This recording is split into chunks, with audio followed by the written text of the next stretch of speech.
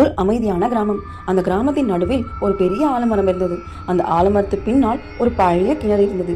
யாரும் அதை பயன்படுத்தவில்லை. அதன் தண்ணீர் மிகவும் கருப்பாக இருக்கும். அதன் அடியை காண முடியாத அளவுக்கு ஆழமாக இருக்கும். ஆனால் குழந்தைகளுக்கு ஒரு விளையாட்டு இருந்தது. கிணற்றின் ஓரத்தில் நின்று அவர்கள் கூச்சலிடுவார்கள், ஹலோ என்று. முதலில் அது ஒரு எதிரொலி போல கேட்டது. ஆனால் ஒரு மாலை கிணறு வேற மாதிரி பதில் சொன்னது. ஹலோ இல்லை, ஒரு பெயர், ரவி என்று. மென்மையான குரல், பரிச்சயமானது, அதிகமாக பரிச்சயமானது. சீக்கிரமே எல்லோருக்கும் புரிஞ்சது. கிணறு வார்த்தையை திருப்பி சொல்லல, பெயரை அழைக்கிறது என்று. அம்மாவின் குரல் போல, நம் சொந்த குரல் போல, சில நேரம் இறந்து போனவர்களின் குரல் போல கேட்டது. இரவில் அருகே வா, என்னை உற்று கேளு என்று கிசுகிசு சத்தம் கேட்டது. அதுக்கு பிறகு யாரும் அந்த கிணற்று பக்கம் போகவில்லை. ஒரு இரவு 10 வயது சிறுமி மீரா தன் இறந்து போன பாட்டியின் குரலை கிணற்றிலிருந்து கேட்டாள். மீரா குழந்தையே என்று உடல் நடுங்க அவள் கிணற்றை நோக்கி நடந்தாள். ஆனால் ஓரத்துக்கு வருவதற்குள் கிராம மூத்தவர் சொன்ன வார்த்தை நினைவுக்கு வந்தது.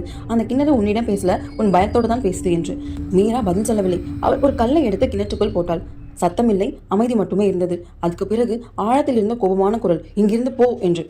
அடுத்த நாள் காலை அந்த ஊரில் உள்ள மூதாட்டி மக்களை எல்லாம் கூப்பிட்டார். உண்மையை சொன்னார். பல ஆண்டுகளுக்கு முன்னால் அந்த கிணற்றில் ஒரு தீய சக்தி இருந்தது. அது இப்ப மூடி போடப்பட்டது. அதற்கு நடக்க முடியாது, தொட முடியாது. அழைப்பதுதான் அதன் ஒரே வழி என்று கூறினார். கிணறு அதில் வாயாக மாறியது. அதனால் தான் எதிரொலி இல்லை, பெயர் மட்டும் என்று சொன்னார். மக்கள் கிணற்றை கல்லும் சாம்பலும் வைத்து மீண்டும் மூடினார்கள். மேலே ஒரு துளசி செடி வைத்தார்கள். அந்த நாளுக்கு பிறகு கிராமம் அமைதியானது. குரல் இல்லை, பெயர் இல்லை. ஆனால் இன்றும் கிராம மூத்தவர்கள் சொல்வது, இருட்டிலிருந்து யாராவது உன் பெயரை அழைத்தா பதில் சொல்லாதே, அது நீயா என்று உன்னை சோதிக்குது என்று சொல்வார்கள்.